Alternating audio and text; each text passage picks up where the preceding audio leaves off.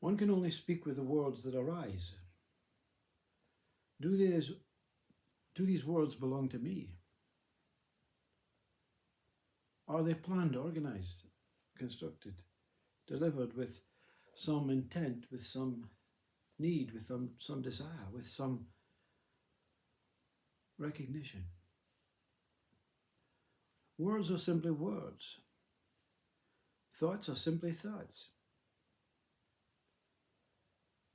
The problem is that what catches on to the thoughts, catches on to the words, catches on to the meanings.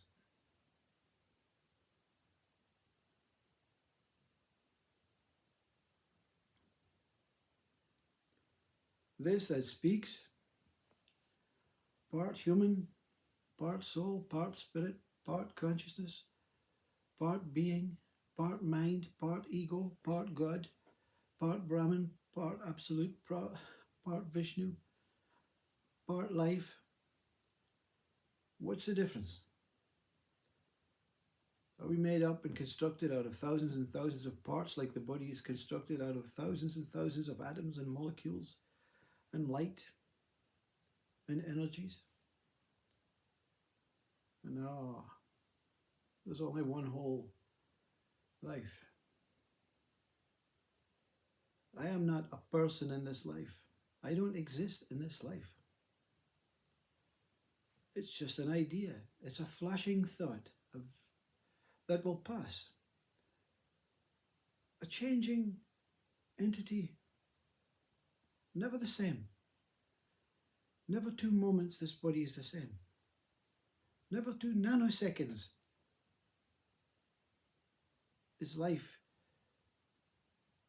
an exact replica of the last nanosecond. Even the clouds, even the blue sky, it appears to be solid and blue. The ocean appears to be solid underneath, but within it, changing fluctuations of sea life, changing fluctuations of the sun and the moon rising to change the blue into a light blue or a softer blue or a brighter blue. We see in each individual thing perfection, but we can't see everything as one in perfection.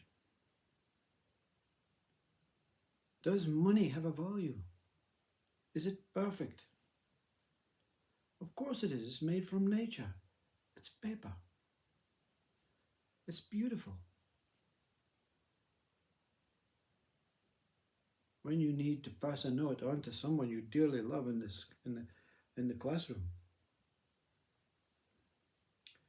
you may have a £5 note in your pocket. You write, "I love you," and you hand the £5 note. Hopefully, the boy or the girl that you hand the £5 note is more interested in the message than the £5. Now we sit in classroom and text each other these things. But you cannot get the phone for nothing. It costs money. Everything has a value, same value. Everything is to buy you love. But the love that you're trying to buy is a secondary love. Once you discover the full love, the Christ love, the God love, the infinite, pure, tranquil love that is within you, that is within every object, that is within every disease, every illness, is within every mountain, every cloud, every particle of water, every particle of dew. Everything is the same. But no one can accept these words, and quite rightfully so. Like the Jews never accepted Christ's words. None of us accept the philosopher's words. Jiddu Krishnamurti, Osho, Ramana Maharshi, because we can only accept that what we experience.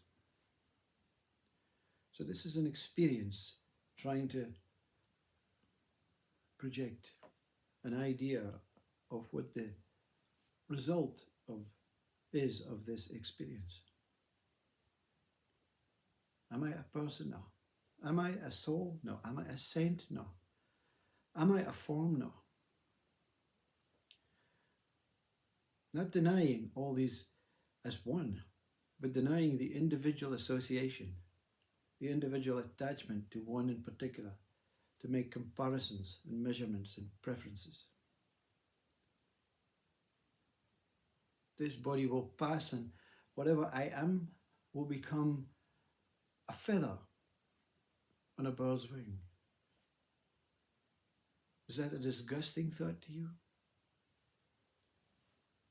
I'm helping the bird fly. And if the bird doesn't fly, it doesn't come and eat seeds off your bird feeder, and you don't get the pleasure of seeing that bird, of feeling that bird's life, that bird's presence. I may come back as an ant. Do you hate the ants that kill the spiders that you really hate? Everything has a purpose. Most human beings see out the singular life. Most human beings see out this singular life in the last breath. Some have the benefit of seeing it out before that. I die before I die. Those that commit murder and have hatred in every grain of their soul, they maybe have to come back 2 or 3 times, but that's not my understanding. The horrible thing for the ego is that every single one is forgiven. Because when I die before I die, that what dies is witnessed to everything. Like all these NDEs, they're having a sneak preview of what's going to take place. A sneak preview of how they're going to have to live their life. Very fortunate.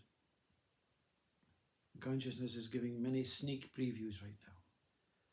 Sneaking in to show and reveal this incredible life that we are. Not the incredible life that I am living, the incredible life that truly is. I and consciousness is one. Is I and the world, and I and the universe, and I and God, and I and Christ, and I and Buddha, and I and you, and I and me, and I are the same one.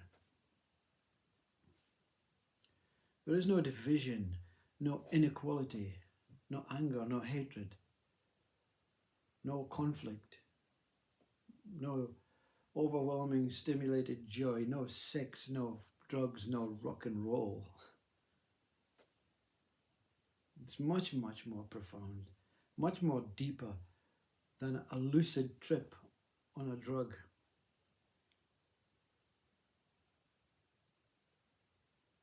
Or that fantastic orgasm. Much, much more lucid, much, much more profound, much more deep, tranquil. That you cannot find the words to describe that, what is taking place. But something inside says, I love God. So is there a kind of separation between this whole consciousness and this God?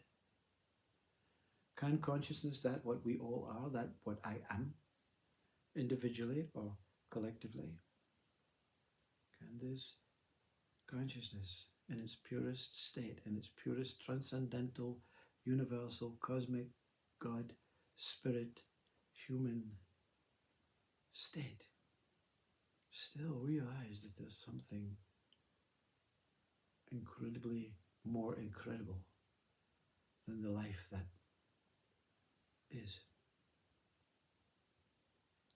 You find out.